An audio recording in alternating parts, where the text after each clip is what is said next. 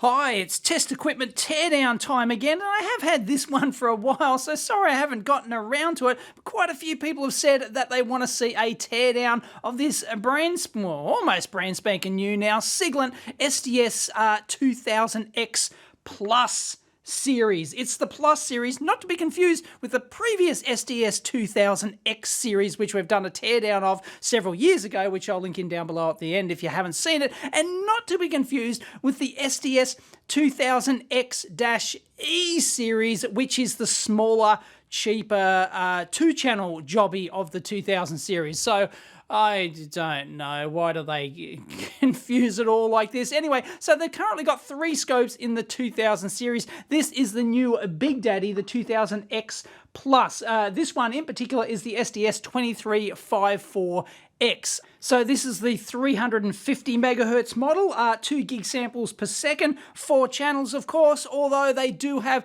a version in this series which goes up to 500 megahertz, and that's one of the differentiators from just the regular 2000X series. And other differences from the 2000X series, this one's actually got slightly less waveform update speed, 120,000 waveform updates per second versus 140 for the regular X series. So I'm not sure what the deal is there. It's probably to do with the extra memory they've got in this thing. This is 200 meg points memory as opposed to, I think it's 120 or something in the previous one. And this one's got 500 microvolts per division. It's got a 50 megahertz function generator output instead of a 25 megahertz function generator output. And it's got a much larger screen, 1024 by 600, 10.1 inch capacitive touchscreen as opposed to the 8-inch screen in the regular X series we've torn down before. And yes, it is a mixed signal scope. Looks like identical probes and everything else. A couple of USB ports on the front, all the bells and whistles, and yes, of course, with the bigger screen to keep the form factor relatively decent, they've had to go away from the 4 independent vertical channels to have the 1 combined vertical channel now. But that's the price you pay for having the big screen scope.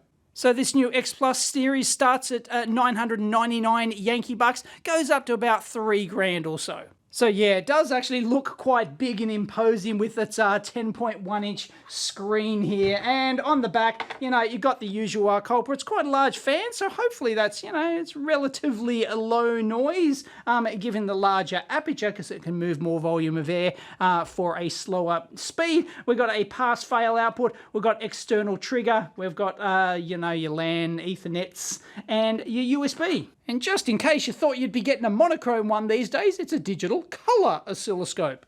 Beauty. So it's got a couple of pop-out feet here which tilt it. It's not too bad, so it's not going to fall over if you go, oh, stop your mongrel. And we've got vents on the side. I like that. It's kind of, it's this nice slim form factor. One vent for the power supply and another matching vent on the other side. So, it's a pretty decent looking scope, although I still don't like Siglent's knobs on these things. They're just like silvery, plasticky things, and the color schemes, it's just a bit, I don't know, amateur hour. There's no spit and polish in it. Wish they'd hire a proper industrial designer just to make it look a bit more professional, but it's pretty decent. Anyway, 4 channel jobs. We do have the ×10 detection ring around there, so auto probe detection. Unfortunately, no external supply for active FET probes or any other external current probes. But it does have 50 ohm input, 5 volts RMS max, so yeah, that's decent, but you'd expect that on this class of scope. So if you just compared it to like a similar size Rohde & Schwarz RTB 2000 here, you can see the sort of just the spit and polish in that one. It's just like a nicer industrial design, gold-plated BNCs, just a nicer color scheme, and this one's just dull and bland, but not that matters. I mean, ultimately doesn't matter. It's just But hopefully you can really see the, you can't see the matte screen on this one, as opposed to the reflective one on the RTB 2004. It's just, it's not that great. Siglent has a nice matte screen, good for video. So you know what we say here on the EEVblog, don't turn it on, take it apart. Oh, that's so satisfying. All right, let's lift the lid. Are we going to be metal canned?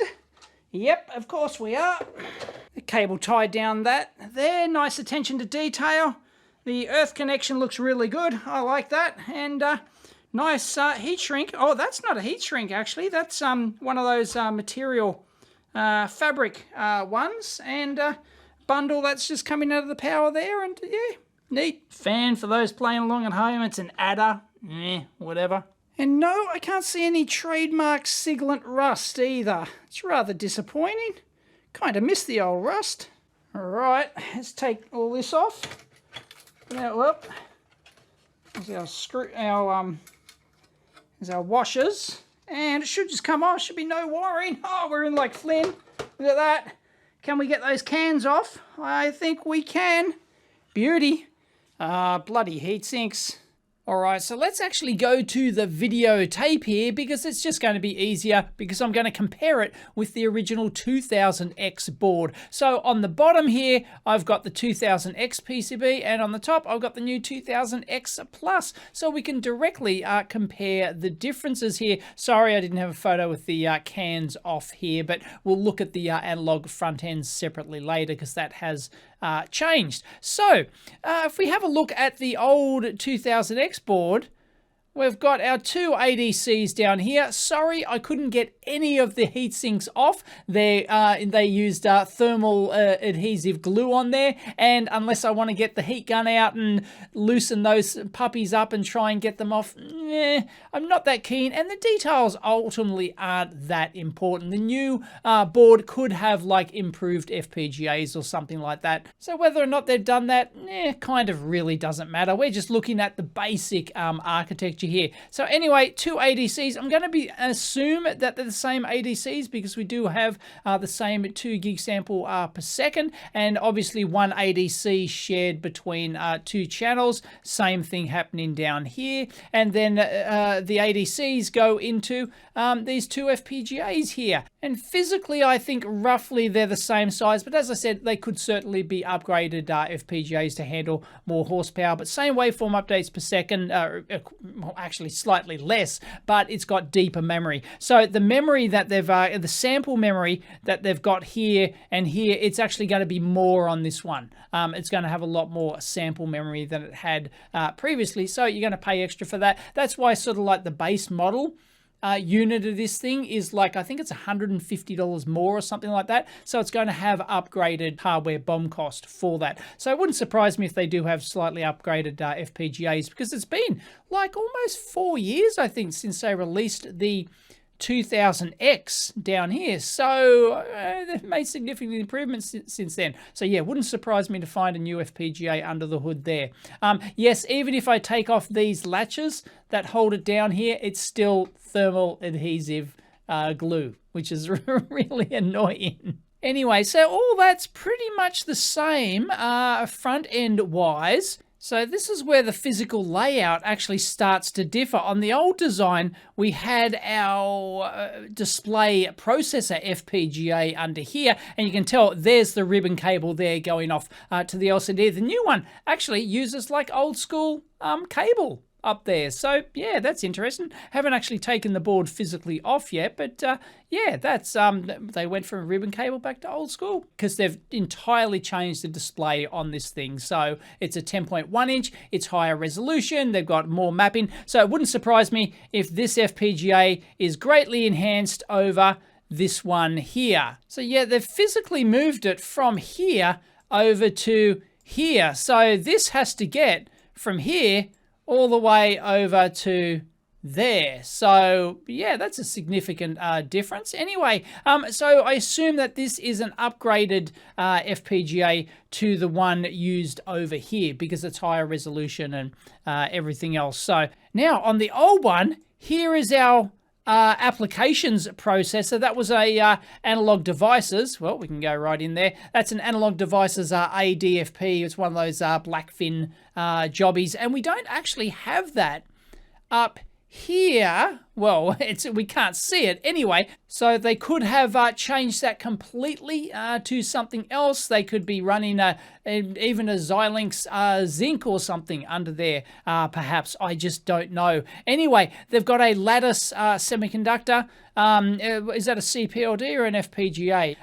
It's interesting that almost certainly these ones under here won't be Lattice. I think they might have actually mixed them. Anyway, the same Lattice was used down here. Of course, what that's for is here's our logic analyzer input connector down in here, and here's our latches and level. You know, there's going to be like a trigger level conversion and you know, comparators and trigger stuff and things like that. So all of that there is our logic analyzer part. And if we go up here, it's basically the same thing, except there's another jobby in here right next to it, which is, I can only assume that that's the applications processor, and they've moved it down there. But anyway, is it actually the same part, the 0640? The 0640, yeah, it's exactly the same. So I don't think the specs have increased. I think it's still 500 meg samples per second. Oh, it is a CPLD. There you go. It tells you. It's not an FPGA. So anyway, that's like, they probably haven't changed anything in there unless they've like tweaked it, made a few improvements or something like that. So this one here is still the applications processor, I would be guessing, because this has still got to be the display processor FPGA, unless they've like changed the architecture and it's combined, as I said, like a Xilinx Zinc, which has a combined FPGA and applications processor in it, like an ARM processor in it, then meh. Yeah, hard to tell unless you actually get the heatsink off and the numbers off, which I'm not keen to do at the moment. But they've basically got the same number of, same major components here. Sample, FPGA and ADC, display and FPGA, sample and ADC, and display FPGA, applications processor, and logic analyzer. So, you know, apart from that, it's pretty much the same. And then we've got our function generator stuff down here. Now that actually has changed because it's now 50 meg samples per second. And you can go in there and look at individual part numbers. High-res photos over on LinkedIn on my Flickr account and over on EEVblog.com. Oh, is that a Burr Brown? Ooh. Anyway, yeah, so that's changed down here. We've got five relays, NEC jobbies, 5 relays here. They've switched from NEC, have they? Not NECs anymore. Still made in Japan. All the best stuff's made in Japan. Anyway, 50 meg arbitrary waveform generator. And then we've just got all the power supply for all the different rails that all these pesky FPGAs require, things like that. So that's similar on both of them. That's going to be our PLL in there for our logic analyzer. I think it's going to be, surely it's identical down here. No, different jobby down there, I think. That looks different. Anyway, there's our Ethernets. There's an interesting little semiconductor E² prom. Look at that. They're storing something in there. I wonder what. Good thing about this, JTAG headers, there's one in there. They're already populated. Just whack on your JTAG on there and hack. Oh, no, that one's not. Sorry, that's I2C, SCL, SDA, and digital VDD enable. Oh, that's interesting. Oh, that controls. What? Is that just for setting up? That's a power supply. So I don't know why they've got that in there. Next to the, like, you know, its layout implies that it has something to do with the power supply. I'll check the data sheet for that. You can see more headers up here. That's another JTAG job. That's, they don't have it, but that is probably the boot serial interface. So, yeah, I might probe that later and have a look to see if we can't get the boot information.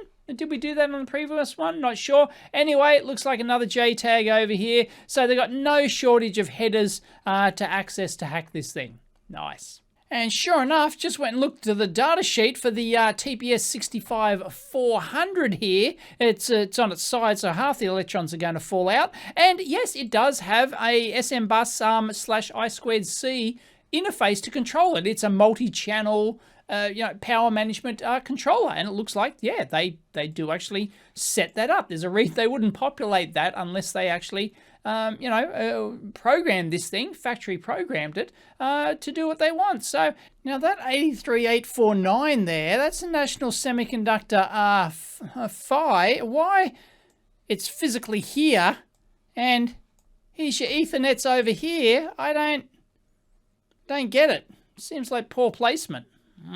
That soldering's a bit how you doing there. Is that a couple of solder balls in there? Not sure. Is that like all the vias are tented, so it's not a pad.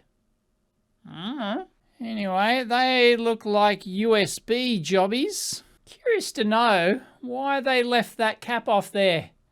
Looks like they got 3 caps in parallel and they just left one off. Maybe they're really expensive. So yeah, generally the layout of this seems a bit over the place. I mean, this has to get over to here like this. These USB ones have to get over to the USB over here. Where else is the other USBs are down the bottom of the board here on the front panel. Seems all over the place. But anyway, now I'm thinking that these USB drivers here, that's going into this, which I assumed was the display processor. Why the USBs would connect to that, I don't know. So as I said, that could be a combined. I think they've changed the architecture a bit, perhaps. So that then leaves, well, what is this one? If this is a combined applications and display, like a Xilinx Zinc or something like that, perhaps, then what is this puppy doing? Okay, let's have a look at the analog front end. Significant differences here. I've got the old 2000X on the bottom, although I still believe it's a current model. I don't know what the deal is. I think they're physically like the same size case, except one has the bigger screen. Maybe they want to keep both because some people prefer having the 4 separate channels on, like physical knobs on there, and the smaller screen, and maybe like $150 less or something. But I don't know. I don't know why you just wouldn't consolidate with a new design. Anyway, the first difference is that the old design has 4 relays. Once again, NEC jobbies. They've changed to, I don't know, what's FT? Is that like Fujitsu or something? Anyway, made in Japan. All of this stuff's made in Japan. And the old one has trimmer compensation caps, whereas the new one, where's Wally? I'm not seeing it. Not seeing it. Oh, by the way, no, I missed. They have a Cosmo electronic relay down here, and they don't have an equivalent one up here, unless that. No, I don't know. I don't think that is. No, it's not. So yeah, significant differences there. And the newer one has a much beefier looking.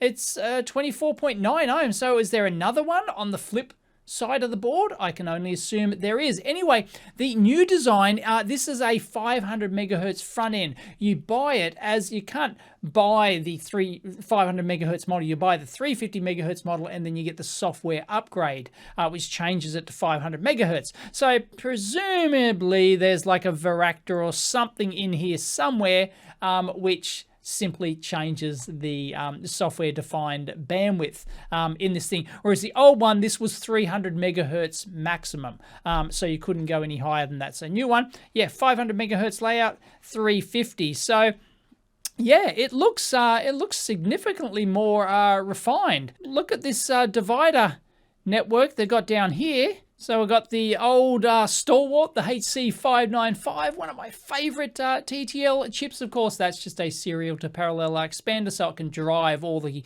control pins going to the various chips, and probably one of those lines like controls the filter element or something like that. So anyway, here's our output driver. You can tell by the symmetry here.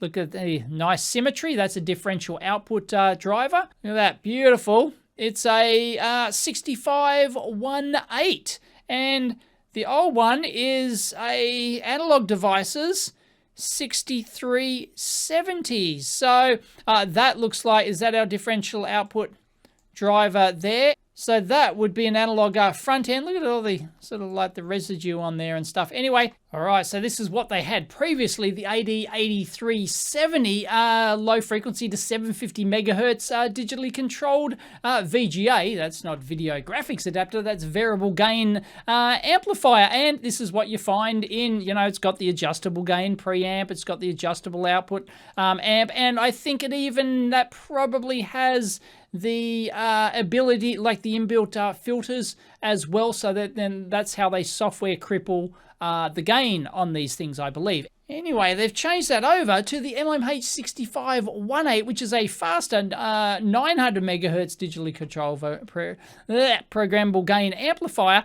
And I wonder if they have, and look, and of course, specifically, oscilloscope programmable gain amplifiers, differential ADC drivers, because that's exactly what we're doing.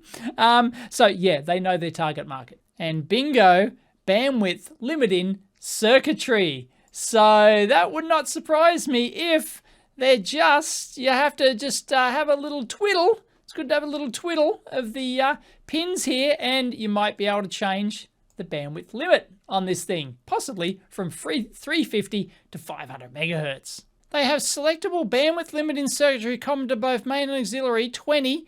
So that's how they're obviously doing the 20 megahertz bandwidth limit. Even the best scopes these days all have 20 megahertz bandwidth limits, because that's a common frequency used for, back in the old days, it was just a de facto standard that you use for power supply noise measurement bandwidths, for example. That's why all scopes still have like a 20 megahertz bandwidth limit. Anyway, so bingo, 20, 100, 200, and 350. That's why this scope has a 350 megahertz bandwidth limit. It's because like it's in the next one is 650. It's not like it has 500. It's basically they designed this front end for 500 megahertz bandwidth minus 3 dB. Of course, it'll go beyond that. So they obviously, for the full 500 meg limit, they disable the bandwidth limiting completely, and yeah, but for the 350 megahertz model, so that's all it is. So that's what you're paying your $1,100 for, is for the fact that they just flip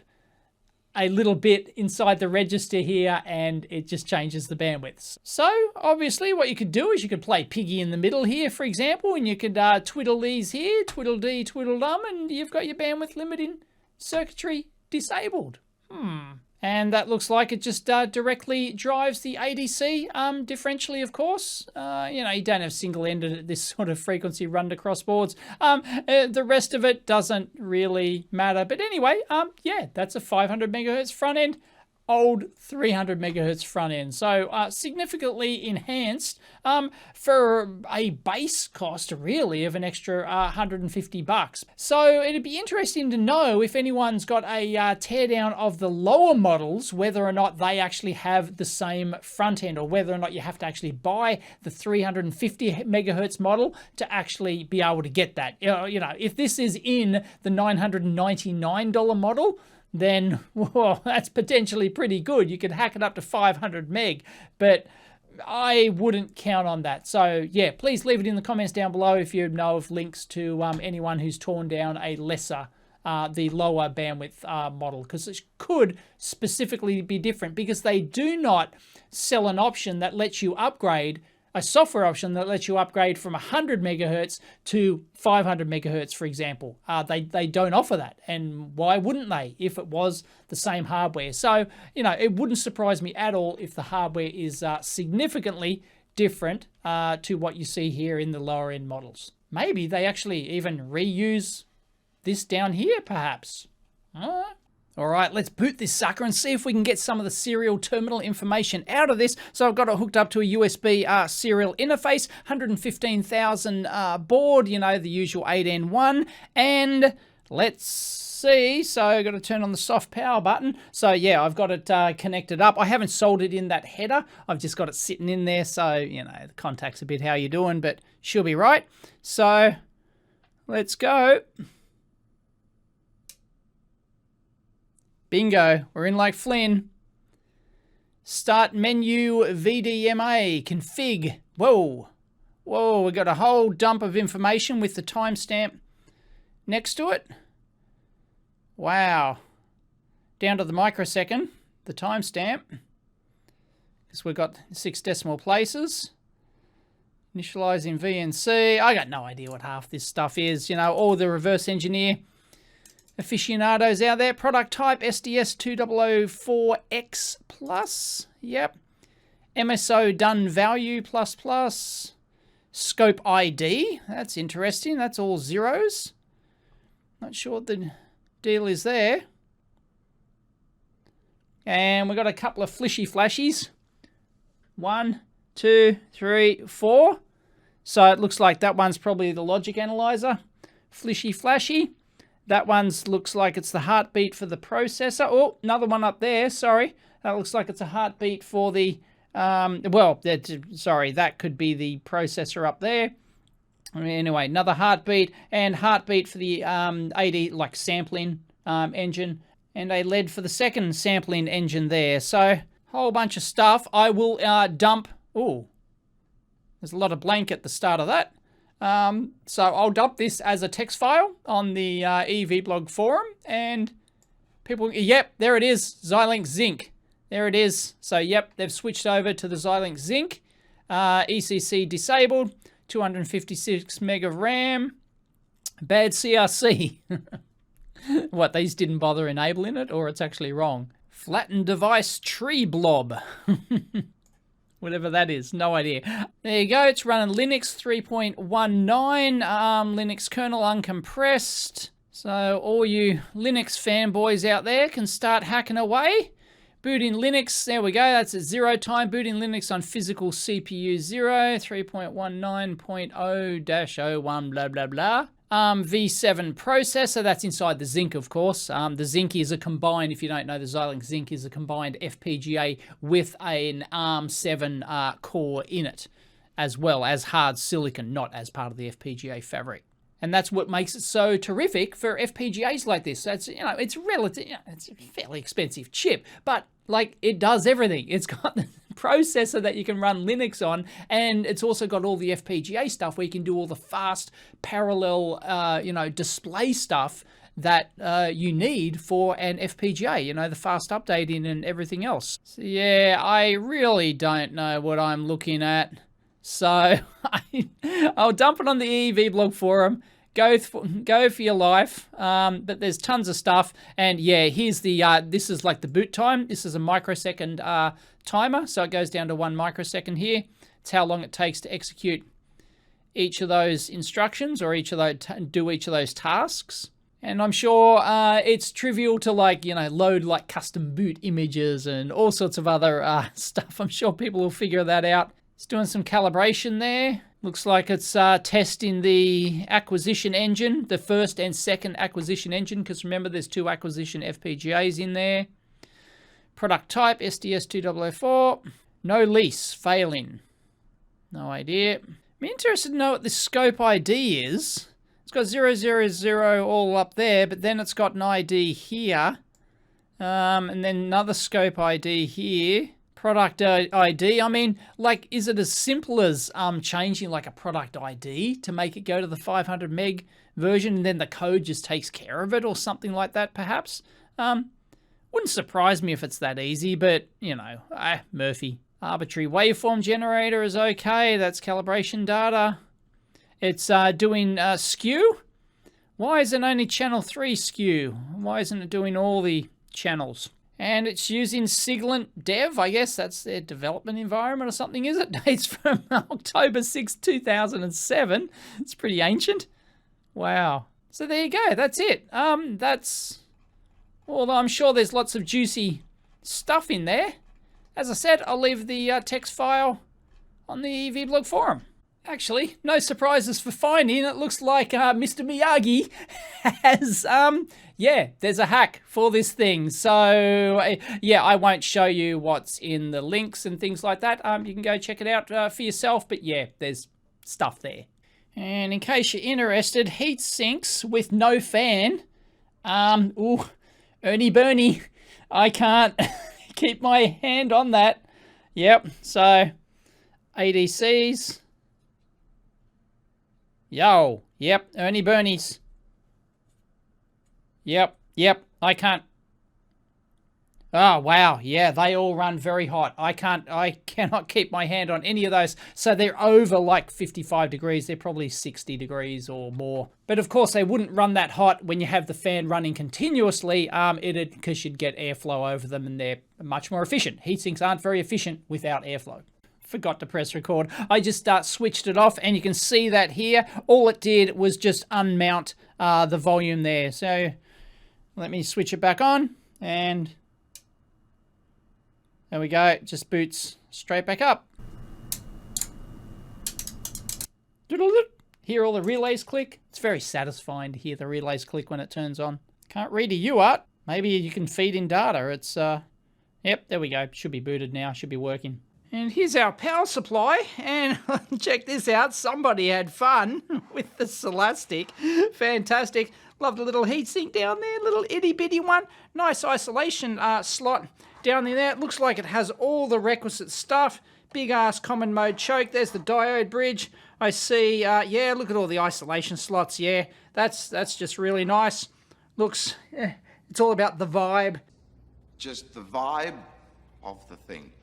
It's just the vibe of it. No, that's it. It's the vibe. I rest my case.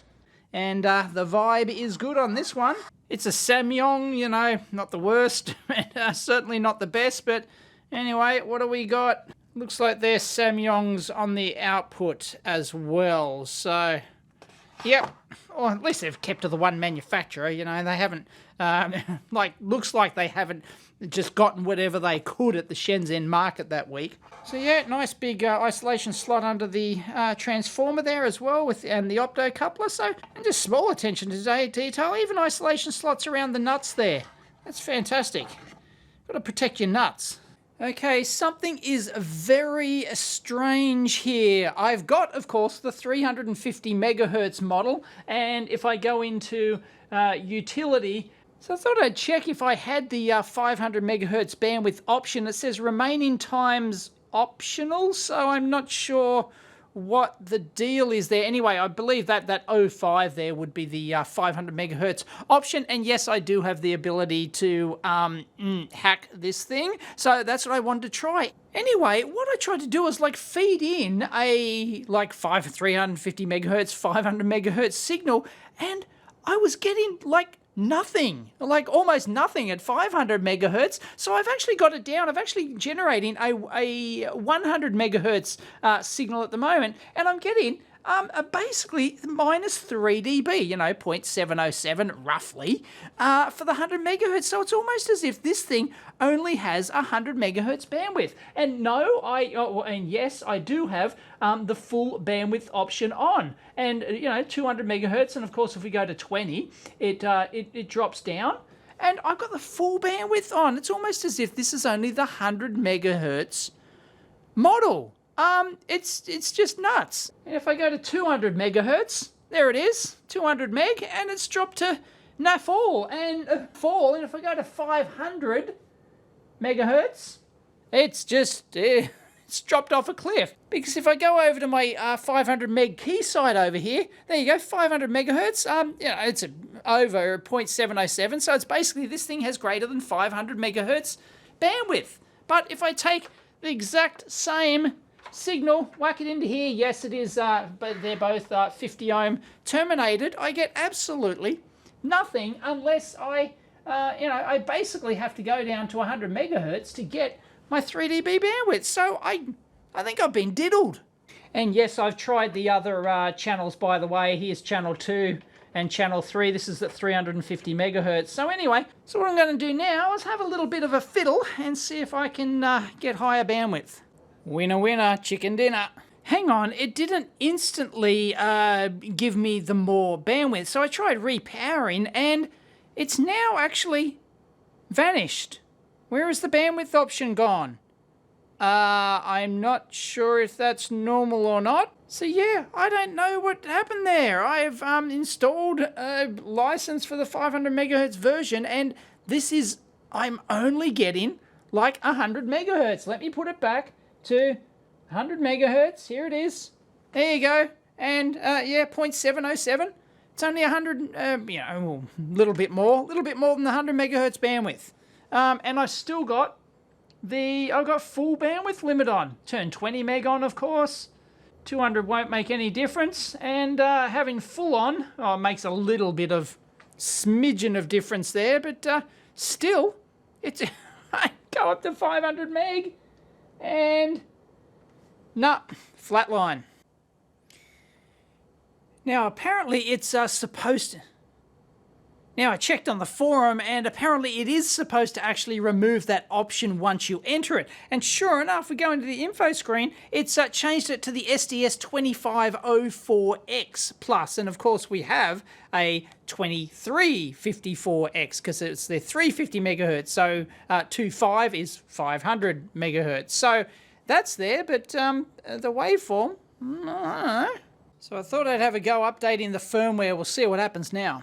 No, that simply doesn't work. We've got 750 millivolts here and like 50 ohm input, of course. You know, we can change it to 1 meg, but it's supposed to have 50 ohms. It's supposed to be 1 volt RMS.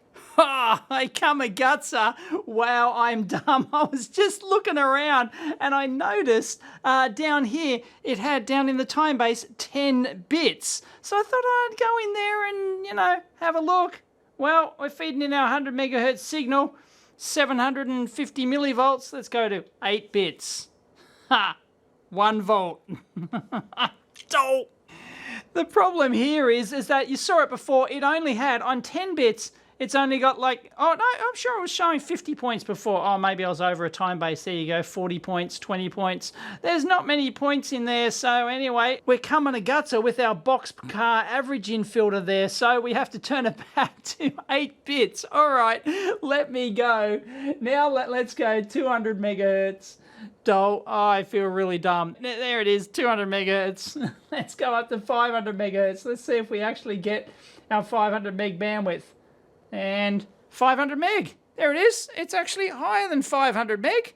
850 odd millivolts. So around about like, you know, 0.707 minus 3 dB. We're up at 590 meg. There you go. So, yep, I was able to successfully hack this thing, and it's really quite easy. I'm not going to tell you how. It's over on the EEVblog forum if you want to do it, and you can get, possibly get, although I already had the options, you know, the function generator, the MSO, the flex ray, and the CAN, and all that, all your triggery goodness.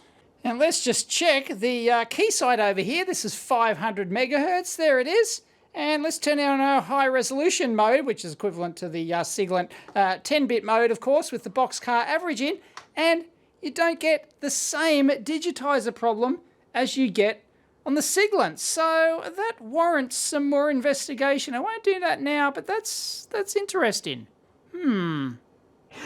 The Arbitrary waveform generator, great that it's built in instead of having like the external thing which they've provided for other scopes, and it's 50 megahertz as opposed to 25, but you know, it is fairly rudimentary. Unfortunately, the different wave types, yeah, okay, we've got, you know, sine, square, ramp, pulse, noise, DC. A relay clicks inside when you go to DC, by the way. It's got ARB as well, which is great, but the sine, like, it's got no modulation capability at all, so it just, you know, it really would have been nice if it had modulation capability. I don't think you can do that in your ARB type. It's just, I think it's just got the different, yeah, you got the maths ones, the engine, Windows, trig functions and all that sort of stuff, and you can store the, you know, upload USB ones and, you know, things like that, and probably via the LAN as well and stuff like that. But yeah, lack of modulation capability.